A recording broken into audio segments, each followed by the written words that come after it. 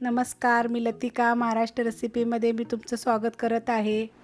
आज आपण बिस्किटांचे मोदक बनवणार आहोत, पण त्याआधी चॅनलला सबस्क्राइब करा आणि बेल आयकॉनवर क्लिक करा। तर त्यासाठी बघा 2 पाकिट पार्लेजी बिस्किट घेतलेले आहेत, ते 2 पुडे घेतलेले आहेत आणि एक गुड्डेचा पुडा घेतलेला आहे। त्यांना आपण एक मिक्सरचं भांडं घेऊया आणि त्याच्यामध्ये आपण त्याचे तुकडे तुकडे करून टाकायचे। तर बारीक तुकडे करून घेतलेले आहेत, त्याच्यामध्ये पिठी साखर टाकायची। घरी आपली मोठी साखर मिक्सरला मी बारीक केलेली आहे, तो तुमच्या गोडीप्रमाणे टाका, कमी जास्त। आणि ह्याच्यामध्ये आपण कोको पावडर टाकणार आहे 1.5 चमचा आणि काही अर्धा चमचा, असे 1.5 चमचा मी घेतलेला आहे। जर तुमच्याकडे जर कोको पावडर जर नसेल तर तुम्ही काय करा माहिती आहे का, क्रीमवाली बिस्किटचं पुडे घ्यायचे आणि वरची बिस्किटं काढायची आणि क्रीम एक साईडला काढायची। तर आता हे मी बारीक करून घेते मिक्सरला। बिस्किटांना मिक्सरला बारीक करून घेतलेली आहे ते आपण एका प्लेटमध्ये काढून घेऊया। हे प्लेट पहिलीच बिस्किटांची आहे आपली, त्यात आपण बिस्किट ठेवले तर सगळं असं काढून घ्यायचं। आणि हे मी एकत्र का मिक्स केलं, बिस्किटं, पिठी साखर आणि कोको पावडर, तर एकसारखं जर मिक्सरला बारीक झालं की नाही सगळं तर एक जीव होतं ना, त्यामुळे मी केलं। तर आपण जर तुम्हाला तसं नाही करायचं तर पहिली बिस्किटं बारीक करायची आणि वरनं मग कोको पावडर वगैरे टाकायचे।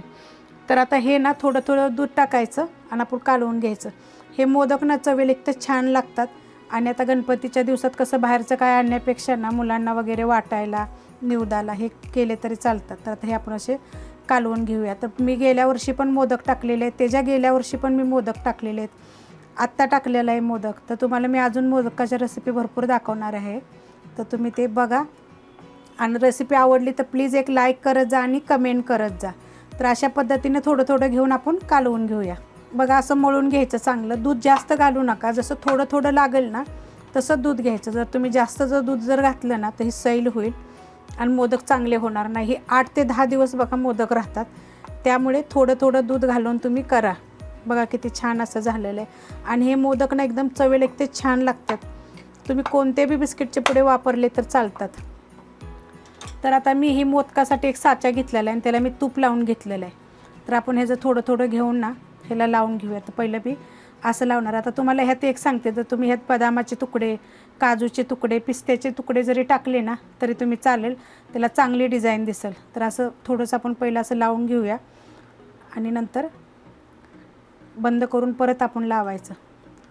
म्हणजे ह्याची जी मोदकाची जी डिझाईन आहे ना ती छान येते बघा, बंद करून सुद्धा येते, पण असं जर तुम्ही जर केलं ना तर अजून चांगली येते। तर आपण ह्याला असं बंद करून घेऊया बघा असं,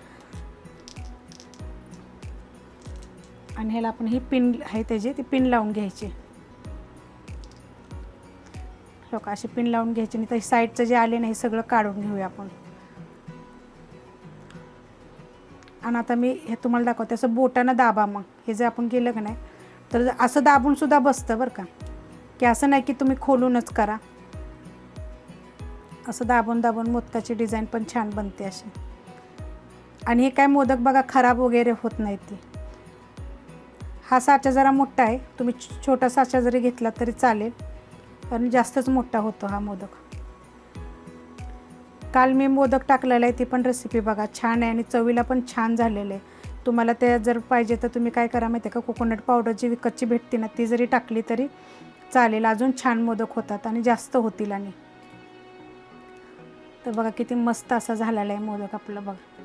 आता हे जे साईडला जे आलेलं आहे ना बघा, हे असं काढून घ्यायचं, असं हलकंसं दाबायचं, म्हणजे त्याची डिझाईन तशीची तशी राहते बघा खालून वरून। बघा किती मस्त असा मोदक झालेला आहे बघा आणि चवीला एकदा छान लागतो। तुम्ही करून बघा आणि तुम्ही करून बघितल्यावर ना मला कमेंट करून सांगा हा मोदक कसा झाला आहे ते।